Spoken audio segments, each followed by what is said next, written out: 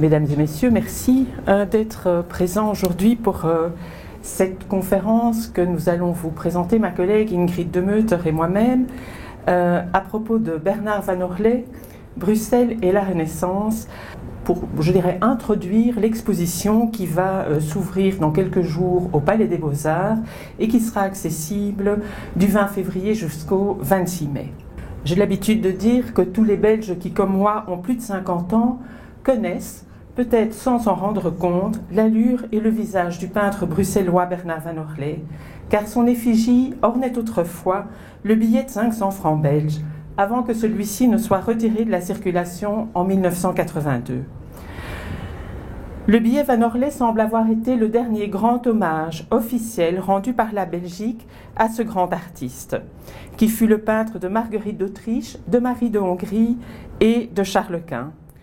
Auparavant, Bernard Van Orley avait été représenté souvent au cours du XIXe siècle dans des peintures murales et des monuments, notamment une statue au Petit Sablon.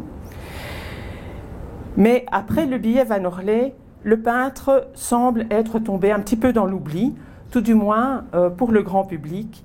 Il a été victime d'un certain désintérêt, un désintérêt notamment pour la peinture ancienne, mais un désintérêt qui s'explique aussi sans doute parce qu'il a excellé dans des formes d'art qui ont été injustement classées dans les arts décoratifs dits arts mineurs au XIXe siècle, un classement qui ne correspondait en aucun cas à la réalité du XVIe siècle, tapisserie et vitraux étant à cette époque bien plus importants que la peinture.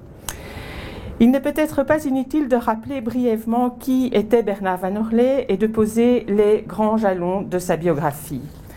On ne sait pas quand Bernard Van Orley est né. On situe sa naissance plus ou moins en 1488 par déduction. On sait qu'il est né d'un premier mariage de son père Valentin, qui était peintre comme lui, un premier mariage avec Jeanne de Molder. Or, Valentin se remarie déjà en 1491. Comme Bernard a un jeune frère, Évrard, qui est né lui aussi de ce premier mariage, eh bien tout ça a dû se passer avant 1491 et donc on situe la naissance de Bernard vers 1488. En 1514, Van Orley apparaît pour la première fois dans les archives à propos d'une commande pour un retable qui est perdu aujourd'hui et qui lui est demandé par la confrérie de la Sainte-Croix à Furnes.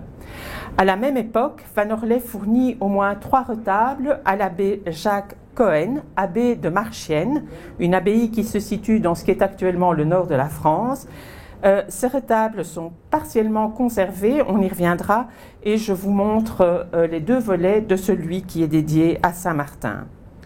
À partir de 1515 et plusieurs fois par la suite, Bernard Van Orley est payé par Marguerite d'Autriche et par Charles Quint pour des portraits qu'il exécute lui-même ou surtout son atelier, des portraits qui se reproduisent en grand nombre car il propage l'image officielle de la gouvernante des Pays-Bas, Marguerite d'Autriche, et du jeune prince Charles.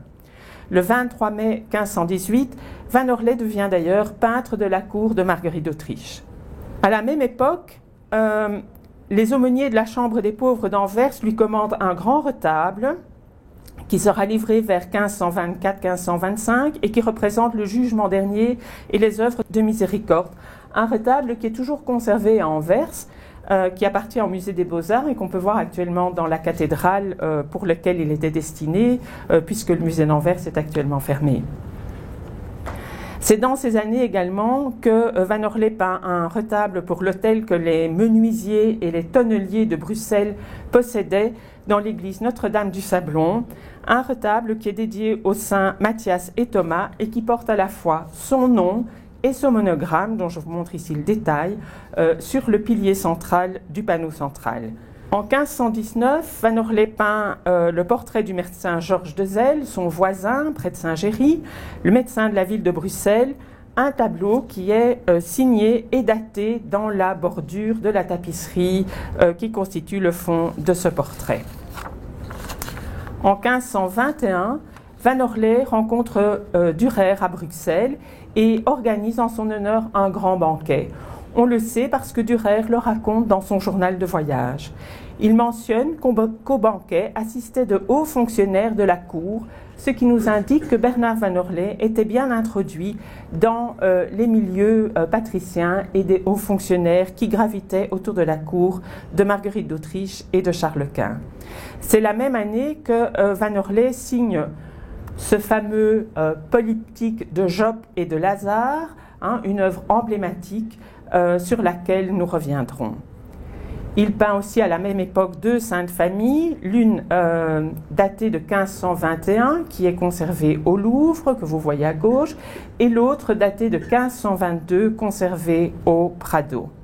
En 1524, Van Orley conçoit sans doute une tenture qui est soit perdue, soit qui n'a jamais été exécutée, et pour laquelle on conserve 4 dessins datés et monogrammés de 1524, des dessins rehaussés d'aquarelles de couleur, ce qui est une rareté pour un peintre flamand.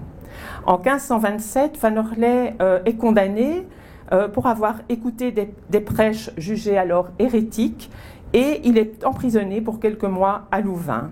Il perd sa charge de peintre chez Marguerite d'Autriche, mais il deviendra malgré tout peintre de Marie de Hongrie, à qui il livrera encore des portraits entre 1532 et 1535. À partir de 1535, Van Orley est occupé sur le grand chantier des vitraux royaux de la collégiale Saint-Michel et Gudule, pour lequel il fournit ces extraordinaires verrières gigantesques que l'on peut voir encore dans le transept de la collégiale, qui sont dédiées à Charles Quint et à Marie de Hongrie. Il travaille aussi à un grand triptyque de la crucifixion qui était destiné au monastère de Brou, où Marguerite d'Autriche prévoyait d'avoir sa sépulture aux côtés de son époux. Mais tant ces vitraux de la collégiale que ce triptyque resteront inachevés, car Van Orley meurt le 1er janvier 1541. Il est enterré à Bruxelles à l'église Saint-Géry. On sait par les archives que Van Orley était aisé, qu'il possédait plusieurs rentes, des propriétés, parmi lesquelles sa maison située près de Saint-Géry. Et voilà donc, en résumé, très brièvement, les faits attestés concernant la vie et l'œuvre de cet homme qui figurait autrefois sur notre billet de 500 francs.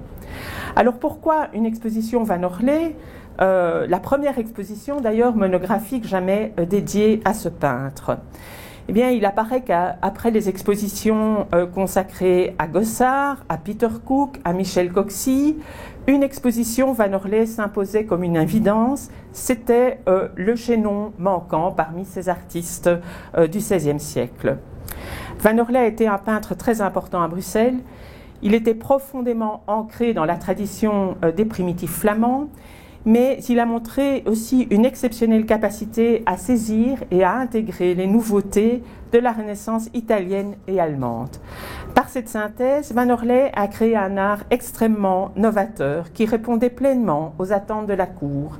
Il a imaginé, dans les arts d'apparat que sont la tapisserie et le vitrail, une nouvelle image du pouvoir qui traduisait les aspirations de grandeur dynastique des Habsbourg.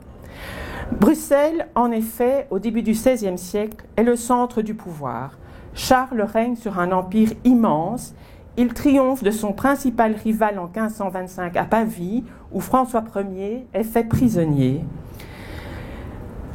Charles est consacré empereur par le pape à Bologne, et en même temps, Cortés prend en son nom possession d'immenses territoires en Amérique. Il lui envoie d'ailleurs des pièces du trésor de Montezuma qui arrivent via Valladolid à Bruxelles, au palais du Coudenberg, où Dürer les verra et les admire beaucoup.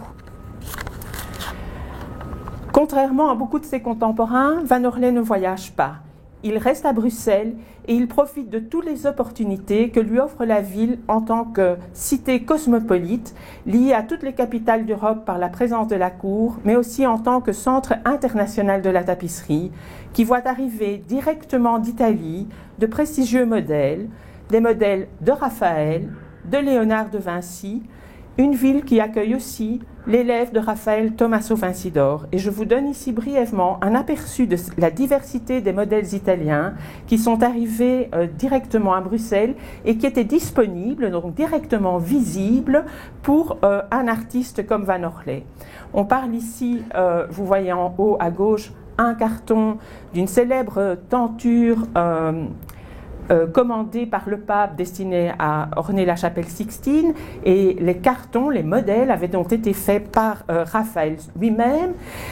Ça, c'est un fait qui est bien connu. On sait moins souvent que dès 1514, une tapisserie avait été tissée à Bruxelles qui reproduisait la scène, la célèbre scène de Léonard de Vinci, et donc c'était une composition connue à Bruxelles sans que les artistes aient besoin de se déplacer à Milan.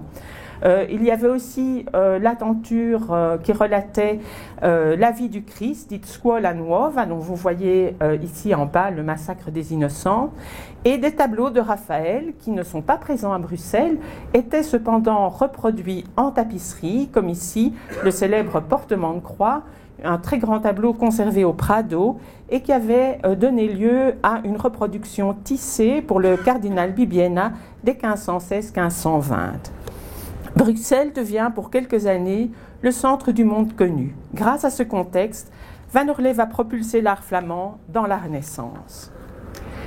Alors je vais vous parler maintenant de la manière dont l'exposition a été conçue. Tout naturellement, elle s'ouvre sur ses œuvres de jeunesse, ses commandes religieuses, donc, dont Van Orley a bénéficié très tôt, dès les années 1515, et qui lui ont été passées curieusement par des autorités religieuses qui n'étaient pas bruxelloises. J'ai cité déjà la confrérie de la Sainte-Croix à Furnes, les aumôniers de la Chambre des pauvres d'Anvers, mais également Jacques Cohen, l'abbé de Marchienne, pour qui Van Orley réalise 3 grands retables qui sont que partiellement conservés, on n'en conserve que les volets, et pour la première fois, ces volets seront rassemblés dans l'exposition. Voici ici 2 volets d'un retable consacré à Jean-Baptiste, avec à gauche la naissance de Jean-Baptiste et à droite sa décapitation. Van Orley a aussi fait pour Jacques Cohen un retable consacré à l'histoire de la Vierge et de l'enfance du Christ, dont on ne conserve que 2 panneaux, le mariage de la Vierge et le Christ parmi les docteurs, au revers duquel se trouve un pouteau qui tient le blason de Jacques Cohen et qui nous permet donc de savoir que ces tableaux sont faits pour l'abbé Jacques Cohen. Et enfin, le 3e retable dont je vous ai déjà montré les volets conservés qui a trait aux histoires de Saint-Martin, avec à gauche le Saint-Martin adoubé par le pape et à droite Saint-Martin en adoration devant la Vierge. L'attribution de ces volets à Van Orley est confortée par la présence du blason de l'artiste dans le vitrail qui se situe juste derrière Saint-Pierre. Tous ces travaux de jeunesse témoignent du rayonnement précoce de Van Orley en dehors de sa ville, mais montrent aussi son ancrage dans la tradition de la peinture bruxelloise, caractérisée par ce qu'on appelle la décomposition narrative, c'est-à-dire cette habitude qu'avaient les peintres de montrer sur un même tableau plusieurs épisodes d'un récit répartis dans le paysage ou dans des architectures. Ces architectures qui s'ornent déjà, dans le cas de Van Orley, d'éléments Renaissance comme les pouties, les festons, etc. Het is aan mij om u iets meer te vertellen over de wandtapijten die zullen te zien zijn. Zoals de collega zegt, was dat een van de belangrijkste uitingen van zijn kunnen eigenlijk, die wandtapijtenreeksen die hij ontworpen heeft. Voor mensen die zich bezighouden met de geschiedenis en de kunstgeschiedenis van wandtapijten is Van Orley de belangrijkste figuur in de 16e eeuw. Die zeer dicht werd nagevolgd en waar dus eigenlijk gedurende meer dan 40 jaar nadien ook nog tot het einde van de 16e eeuw sporen van zijn stijl terug te vinden zijn in al de ontwerpen die dan op de markt kwamen. Nu, gezien dat hij hofschilder was, is natuurlijk wel meer gekend over hem als ontwerper, omdat meestal de ontwerpers van wandtapijten onbekend bleven. Maar daarom is hij natuurlijk ook zeer interessant om te bestuderen. Dus de eerste reeks die we op zijn naam kunnen schrijven is de reeks van Onze Lieve Vrouw van de Zavel. Dat is een speciaal geval, voor verschillende redenen. Dat is een reeks van 4 wandtapijten die besteld is door de postmeester van de Abtsburgers. Zoals Veronique vertelde, was het rijk van Karel V zeer groot. En dus was het natuurlijk belangrijk om de communicatie op punt te houden en effectief ervoor te zorgen dat iedereen in het Rijk op de hoogte was. Dus de postmeester had een heel belangrijke plaats, een heel hoge functie aan het Hof. Dus op het moment in 15 dat het Hof naar Brussel verhuist vanuit Mechelen, gaat hij ook mee verhuizen. En hij heeft een huis op de plein, op de Onze Lieve Vrouw van de Zavelplein. Dus vandaar dat men veronderstelt dat die reeks van 4 wandtapijten gekocht is, of besteld is tenminste, voor de kerk. Maar daar zijn eigenlijk geen echte bewijzen van. We zijn wel zeker dat de reeks voor hem bestemd is, want hij heeft zichzelf 4 keer laten afbeelden op die 4 wandtapijten. En ook op het einde van het 4e wandtapijt wordt zijn naam vermeld. Dus het is 100% zeker dat het voor hem bestemd was. Dus het eerste wandtapijt ziet je hier in fragmenten. En dat heeft natuurlijk ook te maken met de manier van vormgeven van die wandtapijten. Zoals Veronique zegde, in de schilderijen was de traditie in Brussel om effectief verschillende episodes van 1 paneel weer te geven in 1 schilderij. En dus dat is natuurlijk dat ligt nog meer voor de hand bij wandtapijten, aangezien de afmetingen, dat er dus veel meer ruimte was om inderdaad verschillende episodes van hetzelfde verhaal in 1 beeldvlak te zetten. Dat maakt natuurlijk dat als je ze wilt opdelen, dat ook gemakkelijker is om ze in stukken te knippen. En dat is wat hier gebeurd is. Dus er zijn 2 stukken verloren gegaan. Het middelste tafereel heeft dan een nieuwe boord gekregen in de 19e eeuw op het moment dat die verdeeld werden en is in ons museum, en dus Museum Kunst en Geschiedenis, bewaard. Dat is het tweede wandtapijt die zich in het Hermitage bevindt. Het is ook misschien de gelegenheid om te zeggen wat het de geschiedenis is. Ik ga het heel kort houden. Het gaat dus over een miraculeus verhaal eigenlijk. Een overbrenging van een miraculeus beeld vanuit Antwerpen. Die in opdracht van Maria, dus je ziet hier bijvoorbeeld het visioen van Maria en Beatrice Soetkens die de overdracht moest doen. Een overdracht vanuit Antwerpen naar Brussel. Dus eigenlijk is het een plaatselijke geschiedenis die neergeschreven wordt in 1368. Dus er was al een zekere traditie. En het is een geschiedenis die nog altijd bekend is, want het gaat over wat we nu de ommegang noemen van Brussel. Dus dat is eigenlijk het begin van Hans dat verhaal, is dat middeleeuws verhaal. En dus de uitbeelding van dat verhaal wordt hier eigenlijk weergegeven. Dus hier heb je voor de eerste keer rechts met zijn rode mantel de eigenaar in kwestie. Dus Francis van Tassis. En dan hebben we als laatste wandtapijt, en ook in bezit van ons museum in Kunst en Geschiedenis, en eigenlijk het interessantste van de 4, is trouwens bij de verdeling van de wandtapijten einde van de 19e eeuw, toen ze verkocht werden in Parijs, is dat stuk dadelijk naar ons museum gekomen. En eigenlijk gezegd is het een topper van ons museum. Waarom? Omdat het altijd maar gevraagd wordt voor tentoonstellingen overal. En een van de redenen is het feit dat dus zowel keizer Karel, maar het is nog geen keizer op dat moment, de jonge Karel, achteraan het beeld draagt. Zijn broer Ferdinand staat vooraan. En bijvoorbeeld rechts heb je dan Margaretha van Oostenrijk en de zussen van Ferdinand en Karel, die worden afgebeeld. Dus vandaar heeft het een zeer grote historische waarde. Dus dat paneeltje daar rechts, dat is ingeweven en daarin staat dus dat dat besteld is geworden door Francis. In 1518 is afgeleverd, maar dat hij toen al overleden was. Dus we weten dat hij ze nooit heeft gezien. Maar hij staat hier 3 keer afgebeeld, dus voor zijn nazaten was dat waarschijnlijk wel een belangrijke reeks. Dus wat je ziet hier nu vooral, dat is die verdeling natuurlijk, die nog zeer gotisch aandoet, van die 3 taferelen die dan van elkaar gescheiden worden door die architectuur, door die zuilen. Terwijl dat die zuilen wel al meer renaissance, Italiaanse invloed ondergaan hebben. De boord ook is zeer speciaal met dus die taferelen, of niet zijn geen taferelen, maar met die banderollen, met maskers, festoenen, oren des overvloeds en natuurlijk ook veel wapenschilden. Maar ik ga daar allemaal niet op kunnen ingaan. Maar dus wat dat betreft zit je hier inderdaad de aankomst van het beeld in Brussel en dat is eigenlijk de ommegang, dus het centrale paneel en dan de plaatsing in de kerk, waar je dan ziet dat het aanbeden wordt door de mensen van het Hof uiteindelijk. Hè. Ik denk dat dat... dus de volgende stap die gebeurd is, dus we weten dat de eerste reeks in 1518 moet afgeleverd geweest zijn, klaar was. De volgende stap is dan niet onbelangrijk natuurlijk. Op het moment dat hij in dienst komt van het Hof, dus van Margaretha van Oostenrijk, krijgt hij van haar de opdracht om wandtapijten te ontwerpen. De eerste sporen eigenlijk van die bestelling zijn er in 1520. Dan is er een contract met de wever, Pieter de Pannenmaker, een van de belangrijkste ateliers op dat moment in Brussel. En dus Pieter krijgt de opdracht om 2 wandtapijten met het thema van de passie uit te werken. En er wordt bij gestipuleerd dat hij dat moet doen met dezelfde finesse en dezelfde kwaliteit als de 2 die hij al gemaakt heeft. Dus we weten dat er 2 aan vooraf gegaan zijn.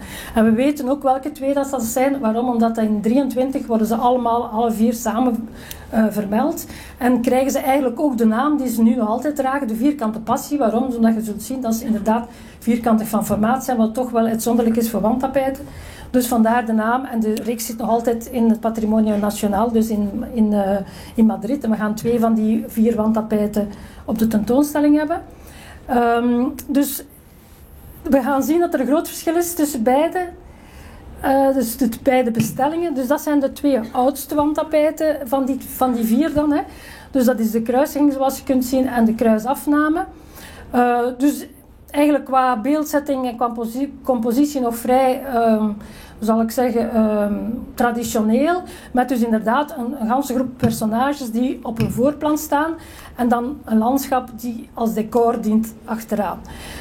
Dus helemaal in de traditie van de tijd uiteindelijk. En onder andere wordt er een link gelegd met Colijn de Coter. Dus een van de belangrijkste schilders in Brussel in het begin van de 16e eeuw. Het tweede deel van de bestelling is, zoals je kunt zien, denk ik, totaal verschillend. Dus dat zijn dan wandtapijten die dan 1 reeks moeten vormen, maar je ziet een grote stijlbreuk op een paar jaar uiteindelijk. Hè. Dus wat zie je? Dat zijn een totaal andere manier van setting, vooral van die personages die misschien minder met de kruisdraging, maar zeker in de Hof van Olijven. Veel minder personages, waardoor dat dus zij alle aandacht trekken, wat dat zeker ook de bedoeling was. En dan vooral de plaats van die personages in de ruimte, in het landschap, waar het dus heel duidelijk is dat het echt geïntegreerd wordt. Hè. Verschillende houdingen ook verwijzen naar de Italiaanse renaissance. Bijvoorbeeld die beul die je daar rechts ziet in de kruisdraging, heeft heel duidelijk links met wat we kennen van het werk van Raphaël, de houding. De keuze is eigenlijk vooral voor de dramatische momenten van het gebeuren weer te geven. En dat is een belangrijk Italiaans gegeven die hij gaat ook gebruiken. Dus hier bijvoorbeeld heb je een aantal voorbeelden nog van die handeling van de apostelen. We hebben daar juist ook al een voorbeeld gezien. Dus dat zijn de reeks die gemaakt is voor Paus Leo X en die nog altijd in het Vaticaan tentoongesteld zijn. Niet meer in de plaats waar ze voor bestemd waren, in de Sixtijnse kapel, dus onder Michelangelo. Dus als we het hebben over grootste gebaren, dan zitten we daar zeker op onze plaats. Maar dus je ziet een aantal, de manier van houden van die personages, de setting ook, is heel duidelijk met een link naar wat dat Van Orle heeft opgepikt uiteindelijk. Hè. Het is niet alleen Italiaanse invloeden, zoals we ook zullen zien bij de schilderijen, maar natuurlijk Dürer, die inderdaad langskwam in Brussel, heeft zijn invloed nagelaten, vooral ook wat betreft passiereeksen. Hij had ondertussen al 3 passiereekse gravures op de markt gebracht en hij was toen bezig met een 4e. En we zullen zien dat er daar zeker een beïnvloeding is geweest van beide. Dus dezelfde compositie, min of meer, vind je terug bij die gravures van Dürer. Dus dan het eigenaardige is, dus we weten door het contract dat Pieter de Pannenmaker de besteller is en ook de eigenaar van de kartons. Dus dat wil zeggen dat hij ze betaald heeft. Nu, wat zijn kartons? Kartons zijn dus de tekeningen op ware grootte van het wandtapijt. Dus dat wil zeggen dat dat een enorme zou ik zeggen, investering is geweest om dat te laten maken. Dus dat wil zeggen dat die kartons zijn op de grootte van het wandtapijt, dus volledig ingekleurd en de wever moest dat dus minutieus volgen. Dus alle details moeten eigenlijk op het karton staan. Als je geen goed karton hebt, heb je geen goed wandtapijt. Dat is al de eerste stap. En wat gebeurt er? Dus we zien natuurlijk dat dat de truc is bij de wandtapijten. Laat ons zeggen dat de bedoeling van de handelaar, de eigenaar van de kartons, is om die wandtapijten of die kartons zoveel mogelijk te reproduceren. Want dat vermindert natuurlijk de kost, dat verdeelt de kost van het maken van een karton over verschillende bestellingen. Dus dat is hier ook het geval bij die passiereeks. Dus dat is een aantal jaren later ook bij Pieter de Pannenmaker besteld geworden. Alleen weten we niet juist wie dat de besteller is. Dan noemt nu de passie van Halfa, omdat die uiteindelijk lang daarna in de collectie van Halfa terechtgekomen is. Nu, wat zien we hier? Ook weer 4 wandtapijten. De 2 laatste die voor Margaretha gemaakt zijn, worden hernomen. Dus de meest moderne, laat ons zeggen. En wat doet hij dan? Hij gaat er dus 2 nieuwe maken erbij. En dan zie je niet eenzelfde, maar een thema hetzelfde, dus de kruisiging. En dan zie je daarnaast het laatste avondmaal. Wat dat ook opvalt is een volledig ander type van boord. Dus de vorige was een bloemenboord die vrij traditioneel is. Heel mooi, maar zeer traditioneel. En dus hier heb je dan een ander type van boord met een imitatie eigenlijk van houtsnijwerk, wat dus heel nieuw was. Wat ik nog zeg? Dus van deze reeks komen er ook 2 wandtapijten naar de tentoonstelling. Dus hier heb je dan de vergelijking. Hè. Dus de voorstelling die in 18 ongeveer is links besteld geweest is. En dan een voorstelling die waarschijnlijk rond 1523, 24 werd uitgewerkt. En dan denk ik wel dat je ziet dat de manier van setting van de personages, er zijn er ook minder, de interactie tussen de verschillende personages veel meer aandacht krijgt. Het landschap is ook veel groter uitgewerkt. Dus dat zijn allemaal elementen die wel belangrijk zijn. Ook natuurlijk voor dramatische effecten voor ogen heb je de 2 moordenaars rond Christus, die natuurlijk ook de nodige aandacht vragen. Hè. Bijvoorbeeld hier hebben we dan de detail van die beul bij de kruisiging. En dan maakt de vergelijking onder andere, dat is een van de voorbeelden, van dus een houding die door Raphaël wordt uitgewerkt. En dan links hebben we een heel mooie tekening die dus ook van Orlé is en die dezelfde compositie gaat hernemen.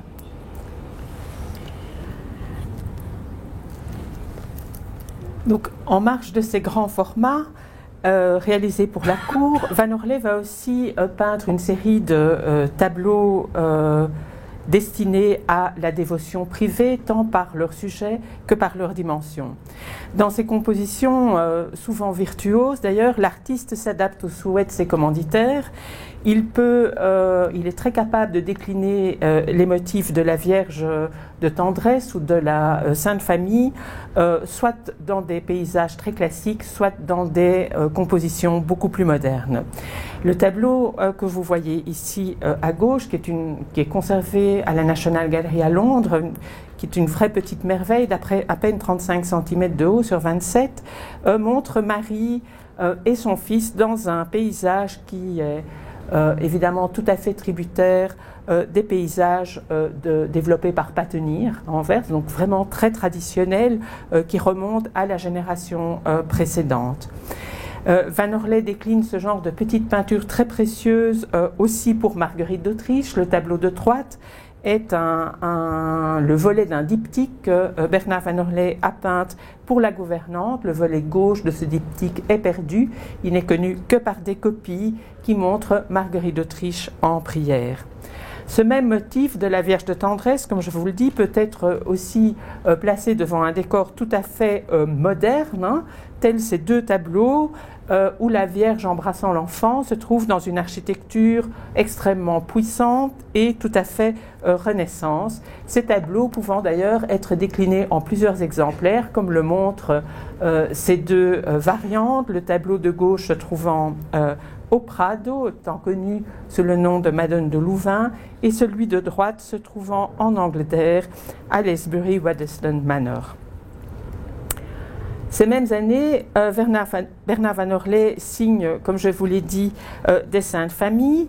La première, qui est conservée au Louvre et qui date de 1521, rappelle la fameuse rencontre entre Van Orlé et Dürer, puisque pour la figure de Saint Joseph, dans le fond de sa composition, Van Orlé s'inspire de ce célébrissime portrait d'un homme de 93 ans, un dessin saisissant de réalisme que Dürer avait réalisé à Anvers peu de temps auparavant. Une figure un modèle, je dirais, que Van Orlé va réutiliser dans la Sainte Famille qu'il exécute une année plus tard en 1522. où on retrouve aussi cette figure d'homme âgé pour Saint Joseph. Un tableau où l'influence de Dürer se conjugue ici tout à fait avec des influences italiennes. Van Orley reprend des motifs issus d'un carton de tapisserie exécuté par Tommaso Vincidor, l'élève de Raphaël qui a été envoyé à Bruxelles par le pape afin de superviser le tissage des tapisseries que le pape avait commandées pour le Vatican.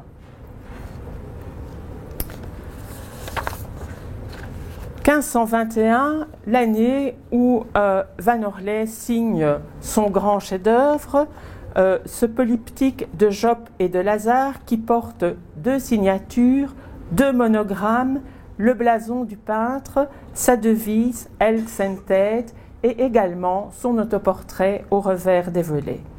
Ce polyptyque constitue un véritable manifeste de l'évolution de Bernard Van Orley. Certes, l'artiste doit être fier de cette œuvre imposante qui comptait autrefois une 2e paire de volets. On le sait grâce à la description qu'en a donnée un voyageur du buisson d'Aubenet qui a pu observer le polyptyque au XVIIe siècle dans l'église du Sablon. On voit ici donc l'histoire de Job, dont la foi a été mise à l'épreuve par Satan avec l'accord de Dieu. Job se voit privé de toutes ses richesses, de ses troupeaux. Il perd aussi ses enfants qui meurent dans l'écroulement de sa maison et il devient malade, il perd tous ses amis. Et malgré tout, malgré toutes ces épreuves, il garde la foi en Dieu, si bien que Dieu le reconduit dans tous ses biens, lui redonne une famille, et c'est ce qu'on voit sur le volet de droite, où Job est de nouveau un homme nanti, et ses amis qui lui rendent visite et qui s'excusent de l'avoir, je dirais, laissé tomber pendant ces épreuves. Dans ce grand retable, on voit désormais que les influences de Dürer et des modèles italiennes sont parfaitement intégrées à la tradition bruxelloise de la narration. On reconnaît dans le panneau central, qui est absolument extraordinaire avec ces personnages saisis en mouvement qui tombent véritablement en avant, presque en dehors du tableau, on retrouve l'influence de ces modèles italiens, des cartons de la tapisserie de la Scuola Nuova, dont on voit ici le massacre des innocents avec un mouvement un petit peu similaire des personnages. Un détail peut-être un peu plus anecdotique, mais quand même emblématique, est la manière dont Bernard Van Orley va épurer son monogramme, va lui donner une forme tout à fait géométrique dans un mimétisme assez frappant avec le monogramme de Dürer. Donc c'est une des influences probables de Dürer sur Van Orley. Au début des années 1520, Van Orley exécute aussi pour Philippe Anton un triptyque destiné au tombeau que Philippe Anton se prépare dans la collégiale Saint-Michel et Gudule. Ce triptyque qui est conservé maintenant au musée de Bruxelles et qui représente une déploration du Christ avec sur les volets Philippe Anton et ses fils et à droite l'épouse de Philippe Anton, Marguerite Neumann, et ses filles. Ce tableau est lui aussi emblématique de cette union que Van Orley réussit à faire entre la tradition, puisque le triptyque possède un élément extrêmement archaïque qui est le fond doré, qui fait vraiment référence à la tradition des primitifs flamands. Il positionne aussi ces personnages dans un espace extrêmement exigu, comme les personnages sculptés d'un retable, comme l'avait fait avant lui Roger van der Weyden dans le célèbre triptyque de la descente de croix. En revanche, Van Orley va donner au corps du Christ un aspect extrêmement athlétique. Il va faire une étude beaucoup plus correcte de ce nu, dans l'esprit de la Renaissance. Il va aussi s'inspirer de la scène de Léonard pour développer les 2 figures masculines dans le fond à gauche.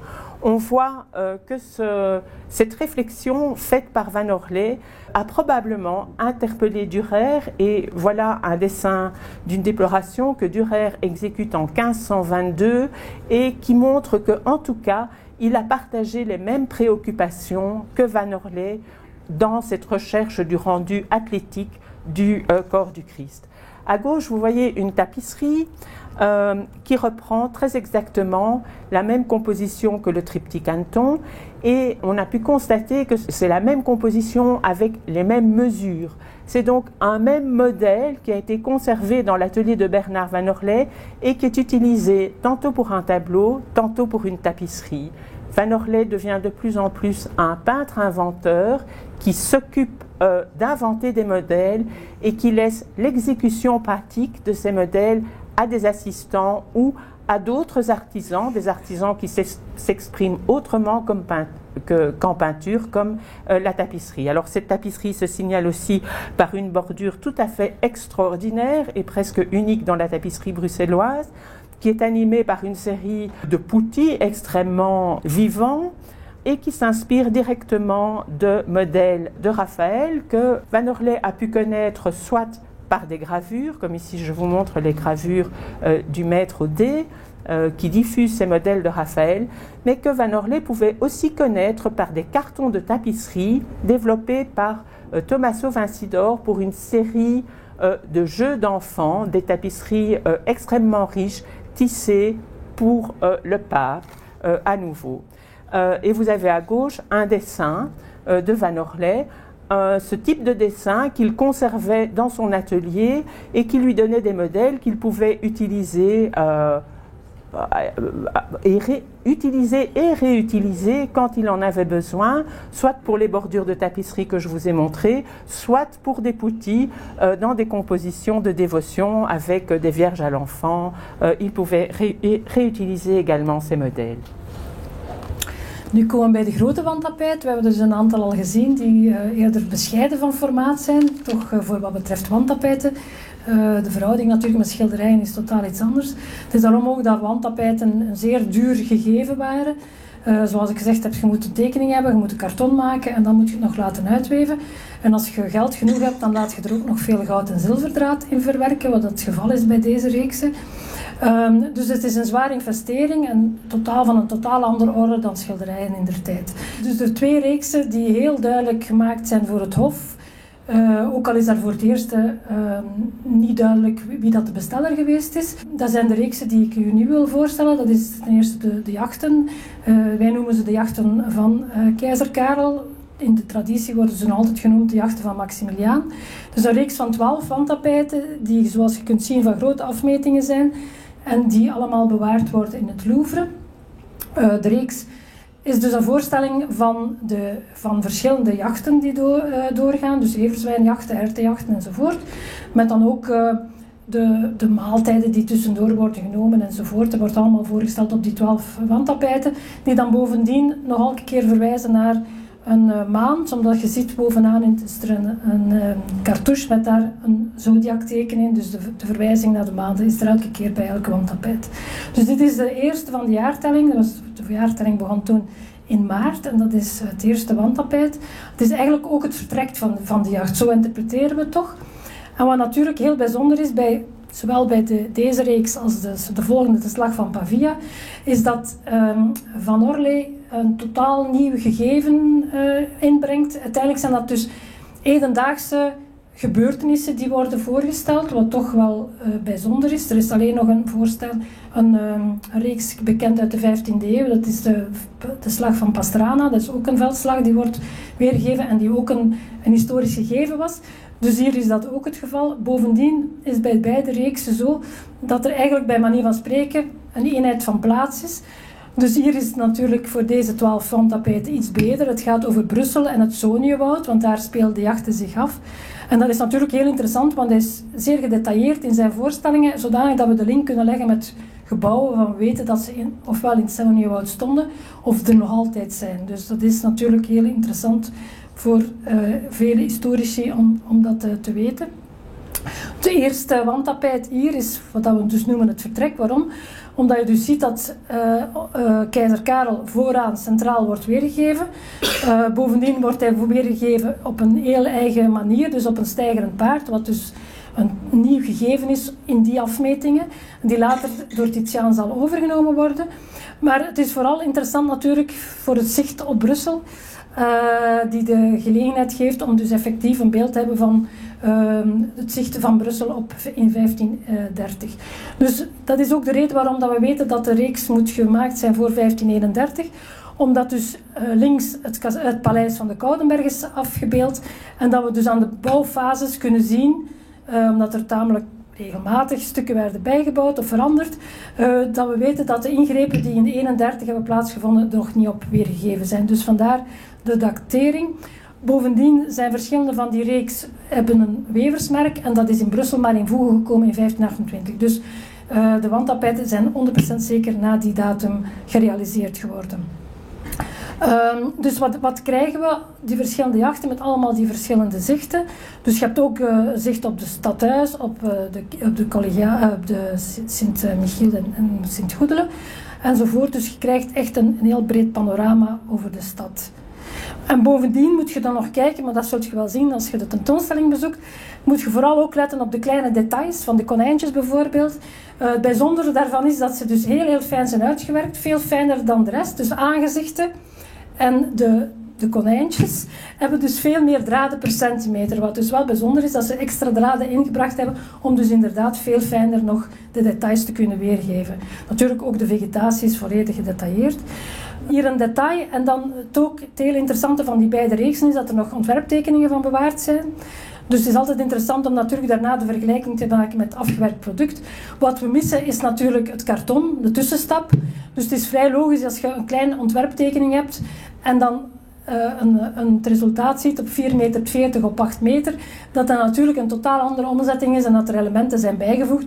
Dus de vegetatie bijvoorbeeld is nog zeer schematisch, dat is gewoon aangegeven, terwijl natuurlijk op het moment dat je het karton tekent, dat allemaal moet bijgewerkt worden en aangevuld worden.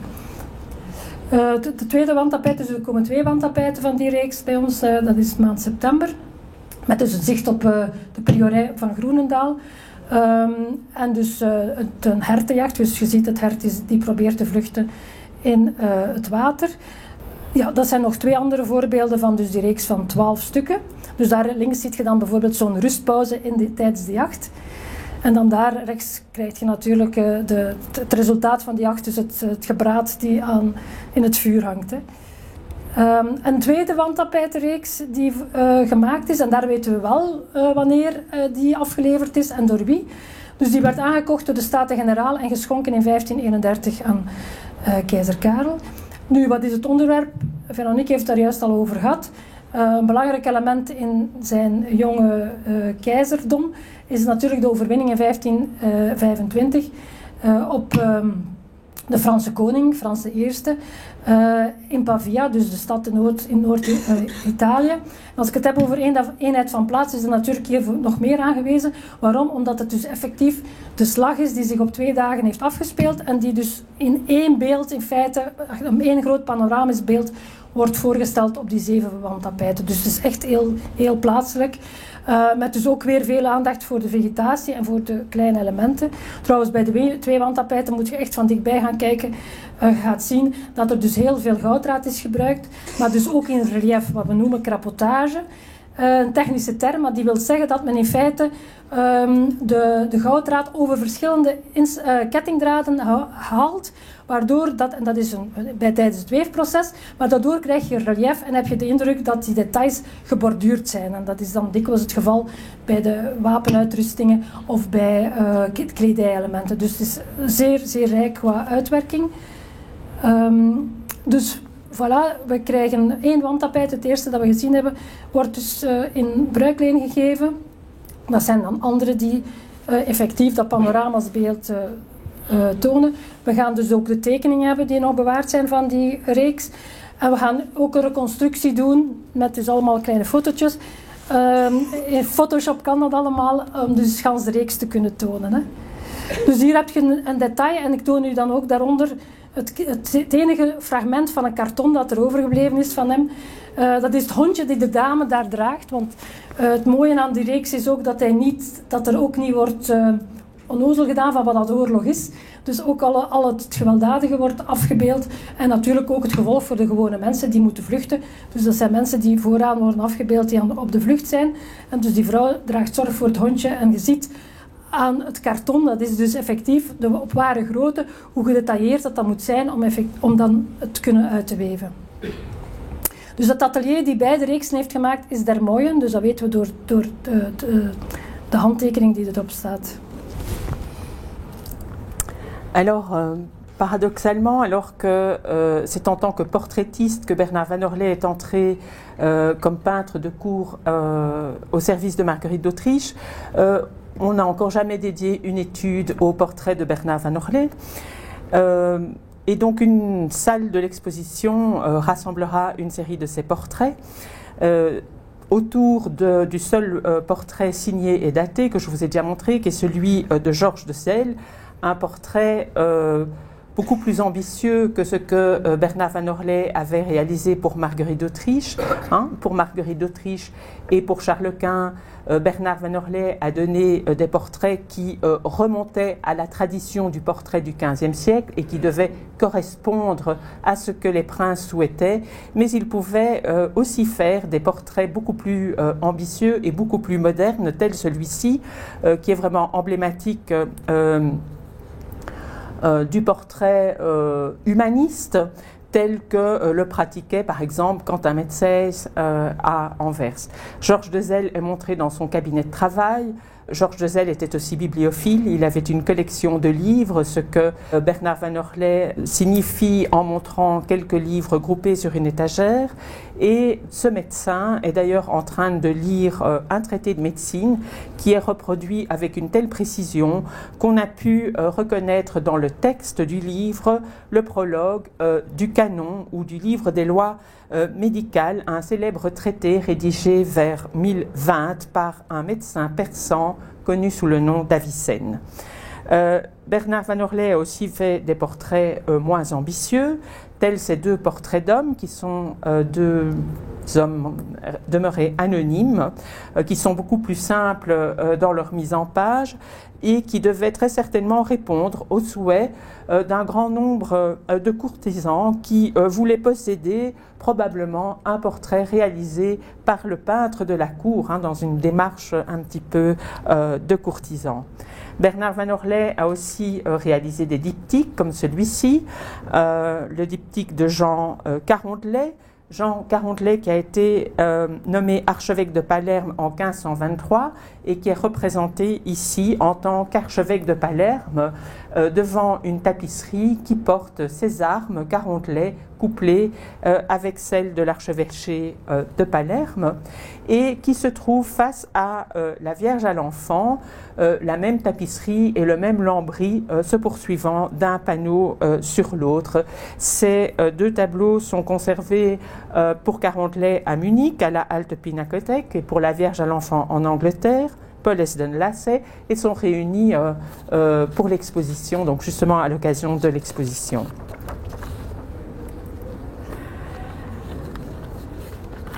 On l'a dit, Bernard Van Orley a été très rapidement à la tête d'un atelier qui devait être très important.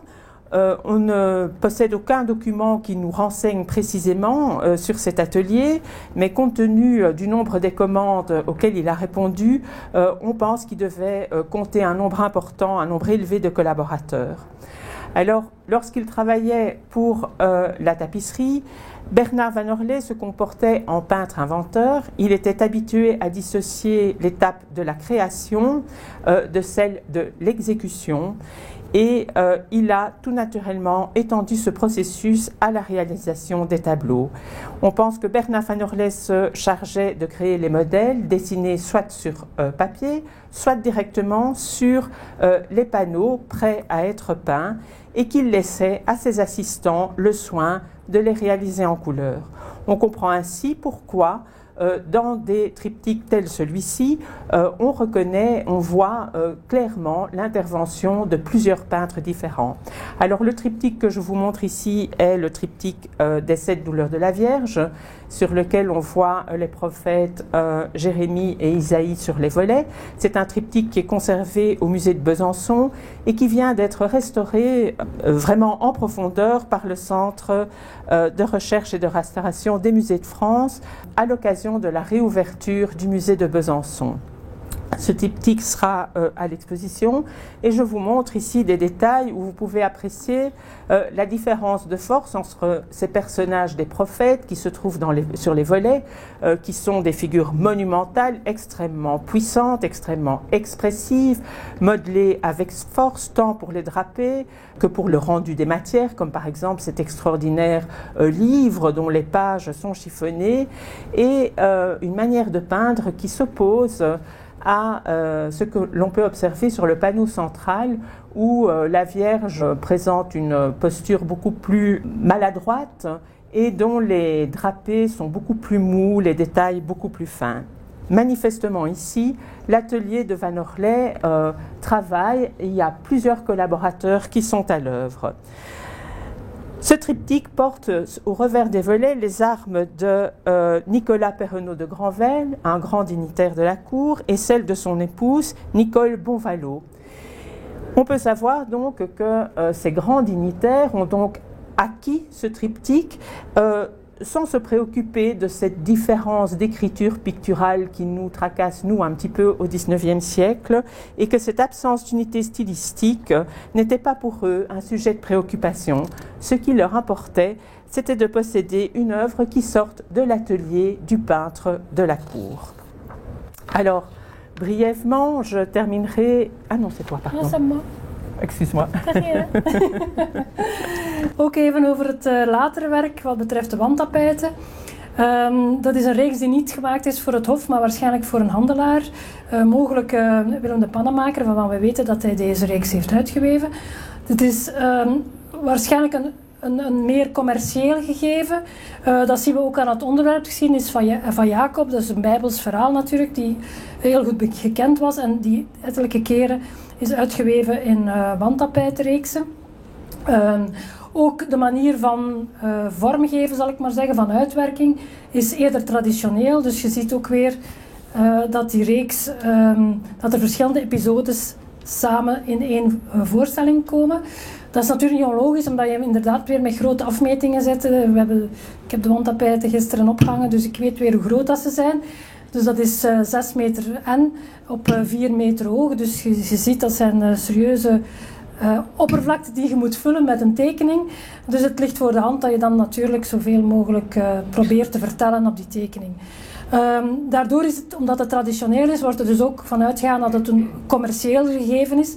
En dat zien we dus ook, want eigenlijk de beeldtaal, de manier van composeren die je in deze reeks ziet, die gaat ongeveer 40 jaar in Brussel nog altijd op dezelfde manier geïnterpreteerd worden en in verschillende uitwerkingen terugkomen.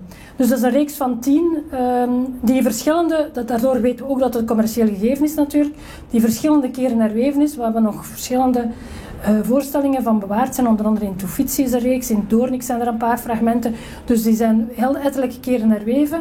Dus de reeks van 10 die we in het Museum Kunst en Geschiedenis volledig bezitten, dus we hebben daar 10 wandtapijten. Deze 2 komen uit de tentoonstelling van Bozar en de andere 8 zullen allemaal getoond worden in de grote zaal in ons museum. Voilà, dat is een beetje reclame voor mijn winkel. De 8, zoals je hier ziet, hangen ze daar allemaal samen. En geeft ook een heel mooie indruk natuurlijk van hoe dat inderdaad in de ruimte werd aangekleed door die wandtapijten. De bedoeling was effectief van gans de muur te bekleden van onder tot boven en heel dicht bij elkaar. Dus dat is hier het idee van het eerste wandtapijt van de reeks die op de tentoonstelling gaat zijn. Dus even om te tonen, inderdaad verschillende episodes. Er zijn er niet minder dan 9 uit het verhaal, het begin van het verhaal van Jacob, die er allemaal samen worden weergegeven. En dan krijg je natuurlijk een ritmering door ze te plaatsen in verschillende onderdelen van het gebouw en dan ook buiten in de landschappen. Wat natuurlijk ook zeer indrukwekkend is de manier van uitwerken. Ook weer van de details, de vloeren, de kussens, de marmerimitaties die erin voorkomen. En dan natuurlijk wat dat heel eigen is aan deze eerste, aan die renaissance-invloed, zijn de grote figuren die volledig anatomisch zijn uitgewerkt.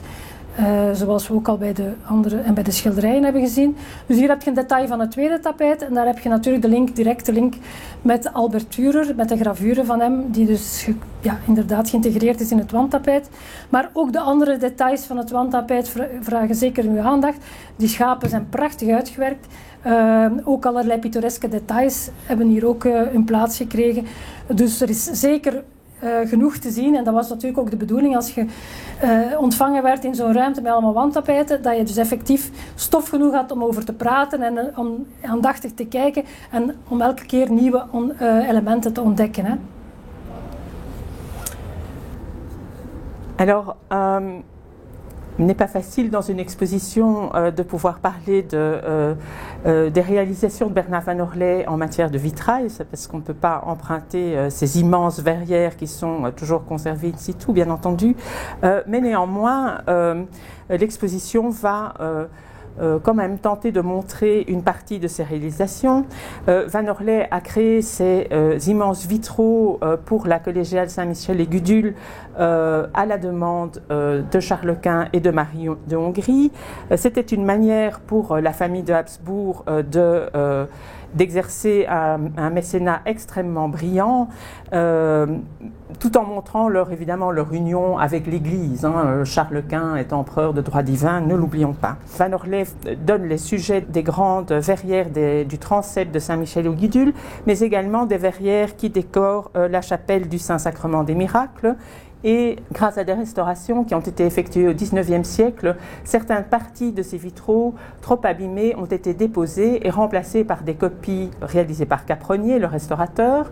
Et justement, une des têtes qui provient du vitrail de François Ier et Éléonore a été alors déposée et a été restaurée et conservée au musée du Cinquantenaire. Et donc c'est la pièce isolée que vous voyez en haut à droite. Et elle sera donc dans l'exposition. On voit ici évidemment la force d'expression que Van Orley parvenait à donner à ses personnages et qui n'est pas du tout respectée ou interprétée, je dirais, de manière tout à fait différente par le restaurateur du XIXe siècle. Enfin, l'exposition se termine par une très brève allusion à l'atelier de Van Orley. Il n'entrait pas dans l'intention ni dans les possibilités de l'exposition de faire une véritable étude de cet atelier, mais néanmoins quelques panneaux seront exposés qui mettent en valeur la qualité de certains collaborateurs de Van Orley. Les chercheurs qui ont travaillé sur l'atelier de Van Orley ont réussi à mettre en évidence une personnalité artistique qui se dégage dans certains panneaux qui ne sont pas de Van Orley lui-même, mais qui lui sont très proches. Une personnalité artistique anonyme qui a été nommée maître de Saint-Michel par je dirais, référence à ces panneaux que je vous montre ici, qui proviennent d'un retable démembré, qui illustrait l'histoire légendaire de Saint-Michel, deux panneaux qui sont conservés dans une collection privée new-yorkaise et qui viendront à Bruxelles pour l'occasion. Enfin, un dernier mot pour vous dire que grâce à une collaboration avec le département des monuments et sites de la région de Bruxelles-Capitale, un parcours dans la ville de Bruxelles sera mis en place qui incitera le visiteur à se promener dans Bruxelles pour découvrir les endroits liés à Van Orley, le palais du Coudenberg, les ruines du palais du Coudenberg, où qui seront animées par des informations données sur les vues de Bruxelles par Van Orley, la cathédrale Saint-Michel et Gudule évidemment, où les vitraux, les verrières dont je vous ai parlé sont toujours en place, la maison du roi où se trouve une des tapisseries de Notre-Dame du Sablon et où est conservé aussi un grand carton de tapisserie, non pas de Van Orley mais de son presque contemporain Peter Cook, où on peut se rendre compte de ce qu'était un carton de tapisserie, les Halles Saint-Géry, où se trouvait autrefois l'église paroissiale de Bernard Van Orley, où il y aura une petite exposition évoquant la vie de Bernard Van Orley, le Petit Sablon où se trouve toujours la statue de Bernard Van Orley qui a été mise en place au XIXe siècle, les musées royaux d'art et d'histoire avec la série des tapisseries de l'histoire de Jacob, et aussi le Rouge-Cloître, le centre d'art du Rouge-Cloître, puisque le Rouge-Cloître est représenté sur une des 12 tapisseries des chasses de Charles Quint, et il y aura là aussi une petite exposition autour de cette représentation et des essences botaniques qui ont pu être identifiées sur les tapisseries des chasses de Charles Quint. Elles sont tellement précises qu'on a pu les identifier. Voilà, je vous remercie de votre attention. Merci beaucoup.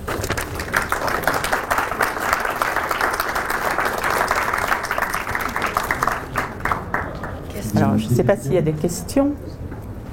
Ik weet dat er een trend is in musea's om grote tentoonstellingen aan te kondigen. En dan is meestal de collectie eigenlijk vanuit het museum zelf. Sorry dat ik dat zeg. Maar ik wil vragen, hoeveel schilderijen zijn echt uit het buitenland nou overgekomen voor deze tentoonstelling? Voor de wandtapijten kan ik zeggen, er zijn er 12 en er zijn er 3 die van ons zijn, zal ik maar zeggen. En de andere zijn allemaal uit het buitenland. Dus wel van Washington, van Madrid, van Parijs en van Capodimonte in Napels. Dus ja. Les peintures, il y en a 13 qui viennent des musées de Bruxelles. Enfin 13, si je compte les volets, tout le reste vient de l'extérieur.